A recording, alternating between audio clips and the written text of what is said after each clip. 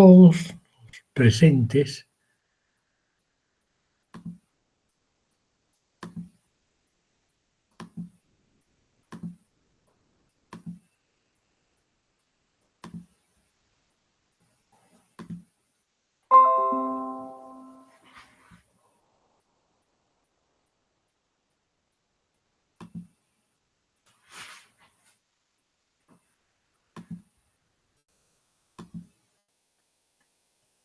Muy bien, buenas noches. ¿Se ve? ¿Se escucha?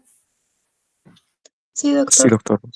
Están viendo entonces la carátula de nuestro tema de hoy día, que es el linfoma de Hodgkin. También se conoce como enfermedad de Hodgkin, pero es mejor hablar de esta entidad como linfoma, porque es un verdadero linfoma, ¿ya?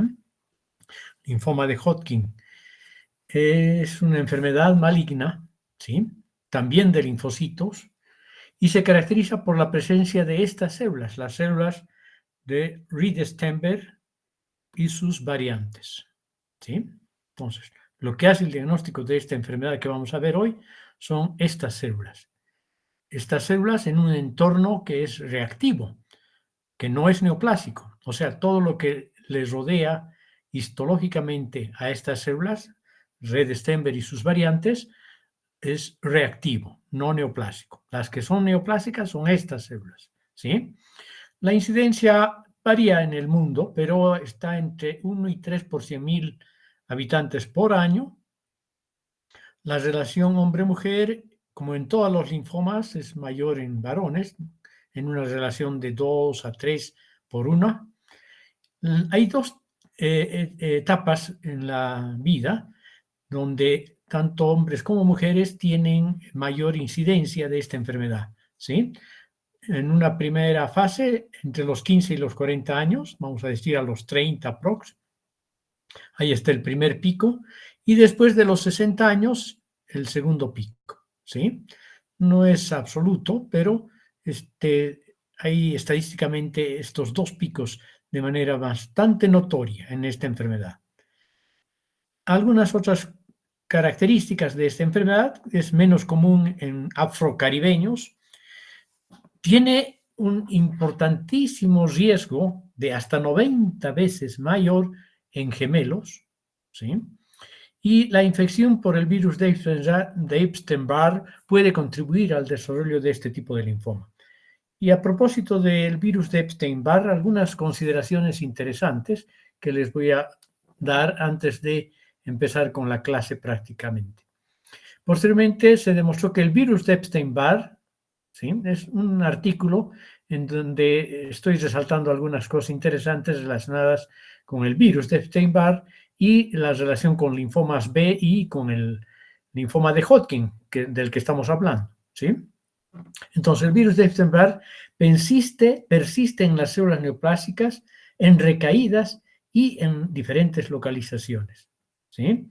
El 50% de los casos, en el 50% de los casos de esta persistencia y o recaídas, las células de Reed-Steinberg expresan proteínas codificadas por los genes LMP1, LMP2A, EBNA1, que son en realidad unas proteínas específicas del virus de Epstein-Barr, ¿sí? Y que tienen un patrón de expresión característico de esta infección, sobre todo la infección viral latente. La importancia de estos genes, sobre todo el LMP1, ¿sí? La proteína LP1, parte del genoma del virus de Epstein-Barr, se debe a que simula un receptor CD40 activado constitutivamente que aumenta a su vez la actividad de la familia de los factores de transcripción por la vía NF-κB, ¿no? Que es un virus oncógeno del Epstein-Barr. Este gen, el MP2, a diferencia del MP1, bloquea la expresión de receptores de las células B y por tanto actúa como un gen antiapoptósico. O sea, ya sea por aumentar los factores de transcripción de esta vía o por bloquear la normal actividad antiapoptósica que puede tener como defensa nuestro cuerpo.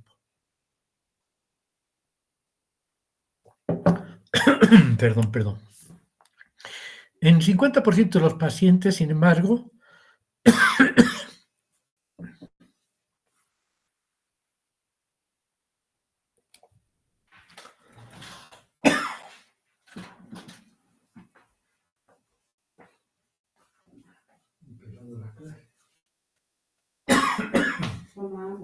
estoy tomando.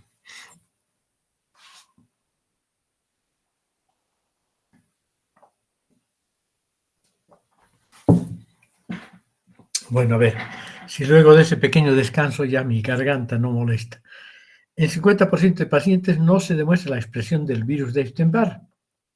Y en estos casos se han encontrado mutaciones de otro gen, el IKBK, donde las sinasas IKB y especialmente la IKBA retienen en el citoplasma este gen, ¿ya?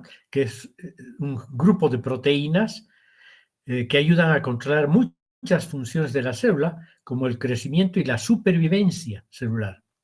Entonces, cuando estas sinasas reciben la señal estimuladora, se fosforilan y liberan este gen que se traspasa, bueno, estas proteínas que se trasladan al núcleo iniciando la transcripción. Sin embargo, este tipo de mutaciones, tanto las del LMPA1, etcétera, y este otro gen NFKB, no están presentes en todos los pacientes. Bueno, con esas consideraciones vamos a entrar de lleno en el tema, ¿ya? Resaltando por ende la importancia que podría tener en un 50% por lo menos en los linfomas de Hodgkin el virus de Epstein-Barr. Bueno, entonces en este cuadro lo que estamos viendo son algunas características y la enfermedad de Hodgkin o el linfoma de Hodgkin versus el linfoma no Hodgkin. ¿Sí? Este es un cuadro de 3 entradas, donde a la izquierda están las características y a la derecha las características justamente de la enfermedad de Hodgkin y del linfoma no Hodgkin. Entonces, en cuanto a su origen, la enfermedad de Hodgkin es principalmente B, linfocitos B, ¿sí? Aunque no marquen para linfocitos B, tiene un origen en linfocitos B, ¿sí?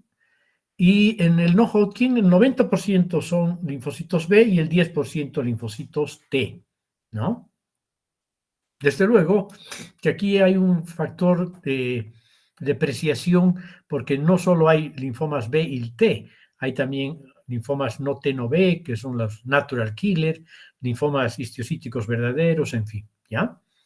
El compromiso ganglionar en el Hodgkin es localizado, por lo menos al principio, y cuando se propaga a ganglios linfáticos contiguos. En cambio, en el no Hodgkin, la diseminación puede ser a múltiples ganglios y no necesariamente a ganglios linfáticos contiguos. La diseminación extraganglionar es extraordinariamente infrecuente en el Hodgkin y muy frecuente, fíjense, hasta en el 40% de los casos de linfoma no Hodgkin puede haber compromiso y a veces incluso origen en sitios extraganglionares, sobre todo en el tracto digestivo, pero no solo en él.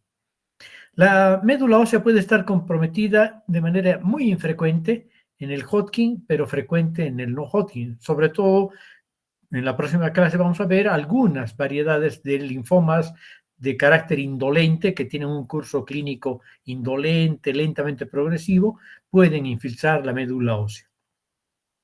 Síntomas constitucionales en ambos linfomas pueden estar frecuentemente presentes, ¿sí? Como por ejemplo fiebre, malestar, inapetencia, etcétera, ¿no? Son los síntomas constitucionales inespecíficos, pero que frecuentemente acompañan a estos linfomas. Defectos cromosómicos encontrados, aneuploidía en el Hodgkin y más frecuentemente traslocaciones y lesiones en los linfomas no Hodgkin.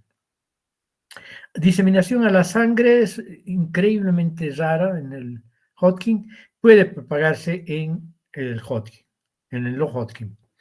El pronóstico suele ser, en términos generales, bueno en Hodgkin, dependiendo del estadio clínico de la enfermedad y en cierto grado en la clasificación, de la clasificación del linfoma, del tipo de linfoma de Hodgkin.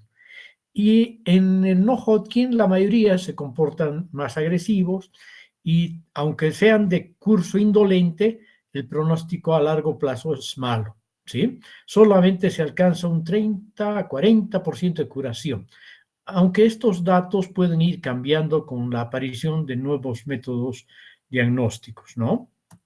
La terapia molecular que se está viendo actualmente. Algunos otros diagnósticos diferenciales. ¿Qué grupos ganglionares centrales son los más frecuentemente encontrados en la enfermedad de Hodgkin? Los grupos cervical, mediastínico y paraórtico. En el no Hodgkin, perdón, hay múltiples grupos ganglionares. También estos son frecuentes, pero además muchos otros, ¿no? La diseminación, ya hemos dicho que es ordenada y por contigüidad en el Hodgkin, no contigua en el no Hodgkin. Algunas cosas que no hemos dicho en el anterior cuadro: rara afectación mesentérica y del anillo de Waldeyer en el Hodgkin, frecuente afectación de ganglios mesentéricos y del anillo de Waldeyer en el no Hodgkin, ¿sí? Infrecuente afectación extraganglionar, frecuente afectación extraganglionar, ¿no? Sobre todo tracto digestivo, etcétera, tracto urinario, tracto respiratorio, en fin, ¿ya? Y como les he dicho, un alto porcentaje de los no Hodgkin tienen su origen, no necesariamente en los ganglios linfáticos. Bueno, aquí tenemos en primera plana a la célula de Rey-de-Stenberg. Esta es la célula que tenemos que buscar para hacer el diagnóstico de Hodgkin, de enfermedad de Hodgkin o de linfoma de Hodgkin. Aunque no en todas las variedades de Hodgkin está presente esta clasiquísima célula de Rey-de-Stenberg. Hay también unas variantes que las vamos a ir mostrando de acuerdo al tipo de linfoma de Hodgkin, ¿sí? Y miren, si esta es la célula neoplásica, vean el entorno es reactivo, ¿sí? Hay linfocitos pequeños, medianos, grandes, células plasmáticas, eosinófilos, y pueden haber una variedad de células que son reactivas, que obviamente han proliferado por los factores de proliferación producidos por las células malignas, ¿no? Por las células de Rey-de-Stenberg. ¿Cuál es el origen probable de estas células de Rey-de-Stenberg y sus variantes? Se considera que son de origen B, ¿no? Y células B germinales o postgerminales, aunque en la práctica carecen muchos de todos los marcadores de muchos de los marcadores de células B, de los más importantes marcadores de células B, como CD19, CD20, CD21, ¿no? Y esta es la forma de presentación macroscópica: un solo ganglio o a veces un pequeño conglomerado, pero en la vecindad del ganglio inicial, ¿sí? Vean ustedes, está agrandado y presenta en esta superficie de corte un cierto grado de nodularidad. Probablemente se trate de un ganglio linfático con un linfoma de Hodgkin de la variedad esclerosis nodular, ¿ya? Esclerosis nodular. Ok, y aquí tenemos otra muestra del linfoma de Hodgkin con el microscopio con la célula de Rey-de-Stenberg y su entorno no neoplásico. Esta podría ser una variante de la célula de Rey-de-Stenberg o podría ser un inmunoblasto, ¿ya? Y esta es una célula plasmática y aquí hay muchos linfocitos, algunos monocitos macrófagos, unos macrófagos, y vean que es un entorno reactivo. Lo que rodea a las células de Hodgkin malignas es benigno, es reactivo. Este es un conglomerado ganglionar en donde hay muchos ganglios linfáticos vecinos, prácticamente haciendo cierto agrupamiento facetado por el crecimiento desmesurado de todos los ganglios, ¿sí? Vean cómo se van acoplando en forma facetada, como los cálculos en el seno de la vesícula biliar, o están relativamente sueltos en un tejido conjuntivo de sostén mayoritariamente adiposo en este caso. Entonces, esto es un Hodgkin, un conglomerado de Hodgkin, que no está afectando solo un ganglio. Tal vez haya sido este el primero y después ha infiltrado los ganglios vecinos por contigüidad. ¿Sí? Bueno, el inmunofenotipo es similar, células de red Stenberg clásicas, mononucleares y lacunares. Hay 3 tipos de células de red Stenberg y habría una pleomórfica más, ¿ya? Pero en las 3 clásicas, la de red Stenberg clásica, la de red Stenberg mononuclear o variante mononuclear y la variante lacunar tienen un inmunofenotipo similar, ¿sí? ¿Y cuál es ese inmunofenotipo? Carecen de marcadores de células B y de células T y expresan estos 2 marcadores. Acuérdense, esto es muy importante en la práctica cotidiana y también podría ser muy importante en su examen. ¿Sí? Expresan CD15 y CD30, ¿no? Eso es lo clásico. La expresión de estas células en la inmunohistoquímica, vamos a descubrir su presencia de manera relativamente selectiva por estos 2 marcadores, CD15 y CD30. Ahora, en la variedad, en esta variedad, ahorita vamos a ver la clasificación. En esta variedad nodular con predominio linfocitario, que es de aproximadamente el 25% de los casos, en esa variedad están las células denominadas en palomita de maíz o linfocítica e histiocítica, ¿sí? Células linfocíticas e histiocíticas que no son positivas para CD15 y CD30 y sí son positivas para los marcadores PAN-B, CD19, CD20, CD21, por ejemplo, ¿no? Entonces son negativas para estas y son positivas para PAN-B. Entonces la variante no clásica, justamente, la variante no clásica en la clasificación de la enfermedad de Hodgkin. ¿Y cuáles son las variantes clásicas del linfoma de Hodgkin? Son estas 4. Esclerosis nodular, celularidad mixta, rico en linfocitos y depresión linfocitaria, ¿sí? Hay frecuencias. La más frecuente es la de tipo esclerosis nodular, que está entre el 65 y 75% de los linfomas de Hodgkin, ¿sí? Entre el 22 y 25% de los linfomas de Hodgkin son de celularidad mixta, rico en linfocitos 2%, muy poco. En algunos autores hablan de más porcentaje. Y depresión linfocitaria 1%, ¿sí? Y como ya dijimos, la no clásica, nodular con predominio linfocitario, aproximadamente 5%.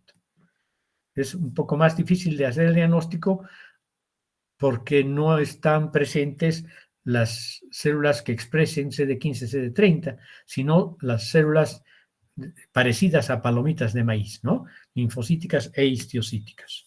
Bien. Esta es la manera para tapificar los linfomas de Hodgkin y también podemos extrapolar a los linfomas no Hodgkin. Por lo tanto, es muy importante este cuadrito, ¿ya? Estadios clínicos de la clasificación de Ann Arbor. Tenemos 4 estadios clínicos. El estadio 1, en donde una única región ganglionar o de un único órgano o localización extraganglionar está presente, ¿sí? En el estadio 2, 2 regiones ganglionares o más de un lado del diafragma, ¿sí?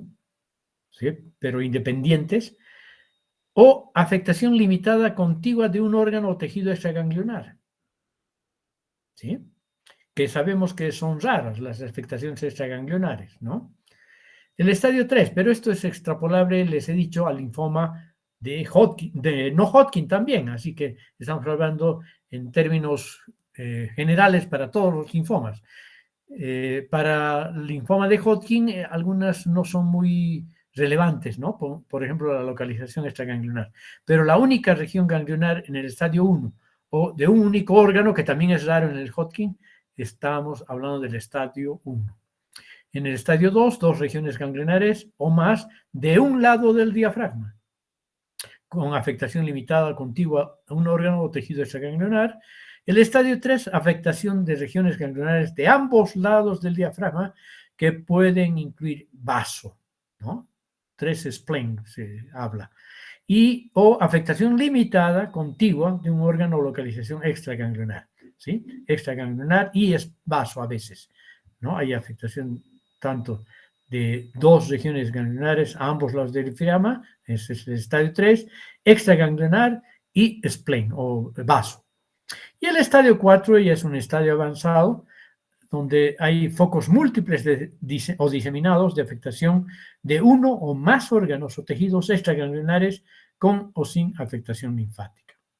A cada uno de estos estadios clínicos de la enfermedad linfoide podemos agregarle una letra A o B si es asintomática, o sea, si no hay síntomas constitucionales, calificamos como A. Y si hay síntomas constitucionales, le aumentamos la letra B a cada una de estas categorías. ¿Sí? Bueno, ahora vamos a hablar de manera más específica de las variedades, en principio clásicas del linfoma de Hodgkin. Vamos a empezar con el linfoma de Hodgkin nodular, predominio linfocitario, o sea, ¿a cuál corresponde esto? Al no clásico, ¿sí? No clásico. Y después vamos a hablar de las 4 variedades clásicas. Ya decíamos que es alrededor del 5% de los linfomas no de Hodgkin, más frecuente en varones, la edad promedio es 35 años y menores, y la clásica presentación en ganglios linfáticos cervicales o axilares, ¿sí? Y en forma de adenopatías, o sea, adenomegalias, ¿no? El pronóstico global es excelente en esta variedad de linfoma de Hodgkin. Las recaídas crónicas pueden existir, y también estos linfomas, a pesar de su excelente pronóstico, pueden en alguna etapa de su historia natural sufrir una transformación, incluso hacia un linfoma más agresivo, a un linfoma no Hodgkin incluso. ¿Ya? A un linfoma, suelen transformarse en un linfoma no Hodgkin de células B grandes, ¿ok? Y estas son agresivas. Y en este momento, claro, el tratamiento tiene que variar dramáticamente, ¿ok? ¿Y qué es lo que vamos a ver en la histología? Vamos a ver borramiento arquitectural en un entorno de linfocitos, macrófagos benignos. Vamos a encontrar a las famosas células de Rey-Steinberg linfocítica e histiocítica. Acuérdense, palomita de maíz, en palomita de maíz, que expresan CD20. También pueden expresar CD21, CD19, pero este es el más usado, CD20 para linfocitos B. El CD45 es un linfoide universal, o sea que son positivos. El antígeno de membrana epitelial es positivo. El CD15 y el CD30 son negativos. ¿Qué tipo de células de Hodgkin podemos encontrar? Podemos encontrar, aunque raras, las células clásicas y otras variantes. De manera rara podemos encontrar estas células, ¿no? Lo más frecuente es que encontremos las células con el núcleo en palomita de maíz. El fondo que acompaña a estas células en palomita de maíz está constituido por una población celular heterogénea de eosinófilos, neutrófilos incluso, células plasmáticas, y suelen ser escasas o ausentes. Por lo tanto, las células que más acompañan a al predominio linfocitario del linfoma de Hodgkin, nodular predominio linfocitario del linfoma de Hodgkin, son los linfocitos y menos frecuentemente los macrófagos, ¿ya? Entonces, el entorno es de linfocitos, por eso su nombre, enfermedad de Hodgkin nodular con predominio linfocitario, ¿ok? Y aquí tenemos justamente las células de Hodgkin, linfocítica e histiocítica. Miren su núcleo, se parece a una palomita de maíz, sobre todo esta también, aunque está separadita, ¿sí? Aquí tenemos esta otra, que es menos clásica, y vean el entorno, el linfocito, lleno de linfocitos. Muy rara vez podemos encontrar neutrófilos, eosinófilos, células plasmáticas, que no quiere decir que no haya, pero el predominio es absolutamente linfocitario. Aquí tenemos otra imagen de este linfoma, Vean las células de Redi-Steinberg variante palomita de maíz, linfocítica y histocítica, y el fondo lleno de linfocitos que suelen ser pequeñitos, uniformes, bien diferenciados, ¿sí? Aquí hay otra célula de Redi-Steinberg en palomita de maíz, otra aquí. Y cuando vemos de lejos, vemos así, un cierta, es difusa, pero tiene cierto grado de nodularidad. Podemos ver, hay variantes y eso nos complica a veces a los patólogos, la presencia de algunas células CD15 positivas. Este linfoma de Hodgkin predominio linfocitario se denomina CD15 paucicelular, o sea, con escasas células CD15. Bueno, pero eso es difícil hasta para los expertos, ¿no? Esclerosis nodular es otra variante y es la más frecuente, la más frecuentemente encontrada. Y curiosamente es en hombres como en mujeres, pero es más frecuente en mujeres esta variante y suelen ser jóvenes, adolescentes o adultos jóvenes. Y se manifiesta por adenopatías cervicales, supraclaviculares y no es raro, con cierta frecuencia, mediastínicas. Adenomegalias en los ganglios cervicales, supraclaviculares y mediastínicas. El pronóstico global es excelente también, ¿ya? Es bueno, muy bueno. Las células clásicas más encontradas en esta variedad de esclerosis nodular son la variante de células lacunares. Ahorita vemos por qué se llaman lacunares. Podemos encontrar células clásicas y otras variantes, pero no son muy frecuentemente encontradas. Y otra característica, además de la presencia de células lacunares, en esta variedad está la presencia de bandas de colágeno que forman nódulos circunscritos. Miren, de ahí viene su nombre, esclerosis nodular, bandas de colágeno que forman nódulos circunscritos. El fondo que acompaña a las células lacunares es polimorfo, heterogéneo, células T pequeñas, eosinófilos, células plasmáticas, macrófagos. Y aquí empezamos a ver lo que hemos visto al principio. Virus de Epstein-Barr observable en las células de Redi-Steinberg. ¿Sí? Y ahí están las células lacunares. Vean, por un artificio en el proceso histológico, el citoplasma se retrae, se contrae y da el aspecto de que estas células están habitando una laguna clara, células lacunares, ¿no? Y su núcleo es relativamente grande comparado con el entorno, como verán, y tiene un nucleolo relativamente prominente, ¿sí? Entonces, estas son las células lacunares, variantes de las células de Redi-Steinberg, en un fondo heterogéneo, más heterogéneo que en el predominio linfocitario que hemos acabado de ver, ¿sí? Vean aquí con mayor acercamiento una célula lacunar preciosa con nucleolos acidófilos, aquí también, ¿sí? Aquí también, aunque está tomada en la superficie de corte solo de perfil, y el entorno es linfocitario, pero es más heterogéneo que en el predominio linfocitario, ¿ya? Podemos encontrar eosinófilos, células plasmáticas, eventualmente macrófagos, obviamente, claro. Y esta es una imagen que tenemos que tener en mente. De ahí viene el nombre, esclerosis nodular. Vean las bandas de fibrosis, bandas fibrocolagenosas, rosadas en la tinción de hematofilina y eosina, que circunscriben estos nódulos tumorales, ¿sí?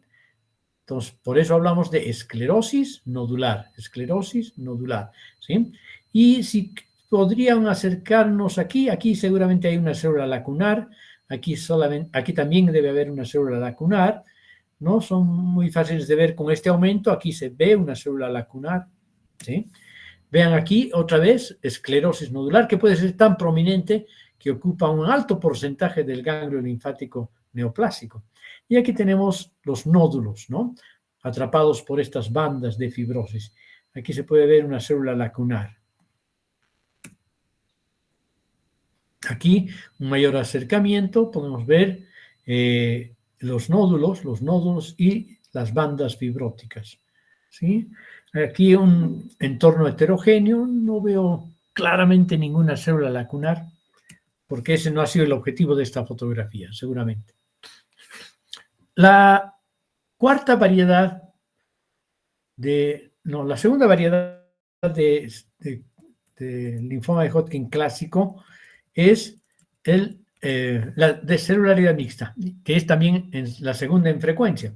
22 a 25% de los casos de linfoma de Hodgkin son de tipo celularidad mixta. Esta sí es más frecuente en varones, con una significativa diferencia. El virus de Epstein-Barr es hallado hasta en el 70% de los casos.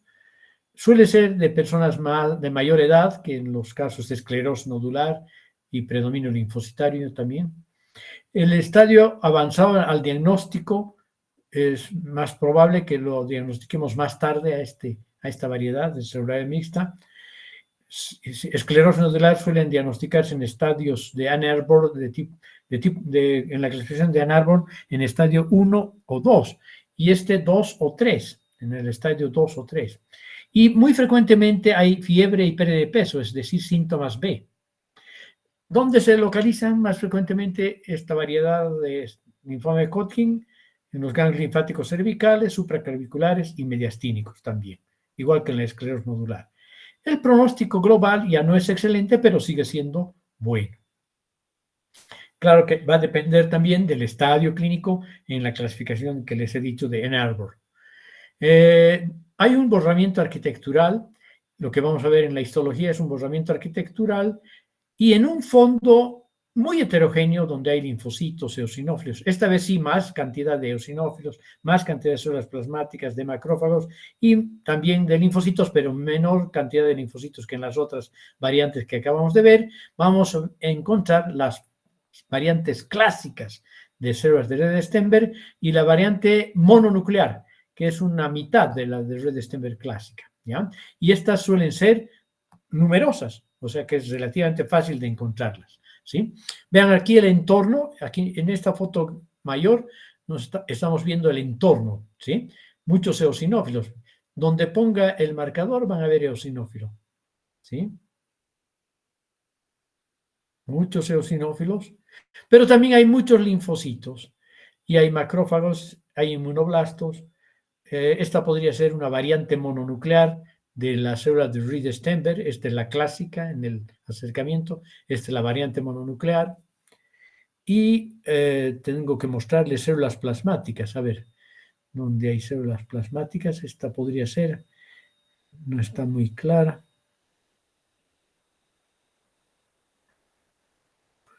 Bueno, en el microscopio hay que mover y vamos a encontrar. Aquí están privilegiados los eosinófilos en este campo, ¿no? Este fondo, no se olviden que es reactivo y que estas son las células malignas neoplásicas. Aquí se ve, vean, variante mononuclear, variante clásica de células de Rede-Stenberg, muchos eosinófilos, muchos linfocitos y inmunoblastos. Y no puedo ver células plasmáticas, pero moviendo el micrométrico seguramente vamos a encontrar muchas células plasmáticas, o por lo menos bastantes. La variante de depresión linfocitaria. La variante de depresión linfocitaria hemos dicho que es rara, 1% aproximadamente, es más frecuente en inmunodeprimidos, se asocia casi siempre al virus de Epstein-Barr. El diagnóstico suele estar en etapas avanzadas, suele hacerse en etapas avanzadas y son muy frecuentes los síntomas B. El pronóstico global aquí ya cambia un poco, ¿sí? Es malo o ligeramente peor que las anteriores formas.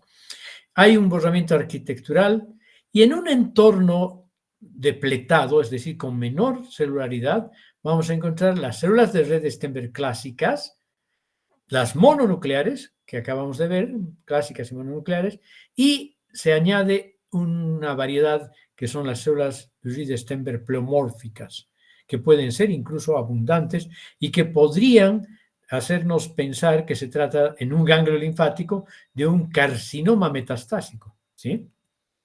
Vean, muchas células grandes, muchas células, demasiadas células grandes, algunas clásicas, algunas pleomórficas, algunas mononucleares, ¿no?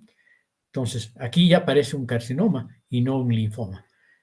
Entonces, hay que hacer una inmunohistoquímica para ver, por suerte, se van a teñir la mayoría de estas células con marcadores CD15, CD30 en la inmunohistoquímica. Vean, aquí hay una pleomórfica también. Aquí hay una mononuclear. Aquí está una mononuclear. Aquí otro de perfil, donde no se ha visto el núcleo. Aquí otra. Vean, son muy heterogéneas, ¿no? Alguna célula en mitosis. Bueno, entonces les hemos mostrado todas las variantes del linfoma de Hodgkin. No se olviden que el Hodgkin también, aunque no tan frecuentemente como el no Hodgkin, pueden afectar vísceras, ¿no? Sitios extraganglionares. Aquí podemos ver un compromiso esplénico por linfoma de Hodgkin.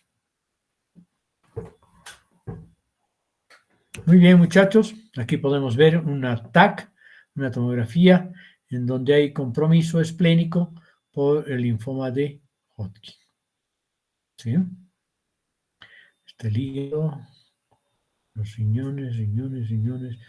Aquí está el vaso. Aquí hay un compromiso esplénico por linfoma de Hodgkin, ¿no? Y también hay ganglios, muchos ganglios linfáticos comprometidos. Ok, con eso terminaríamos nuestra clase de hoy. Y en la próxima clase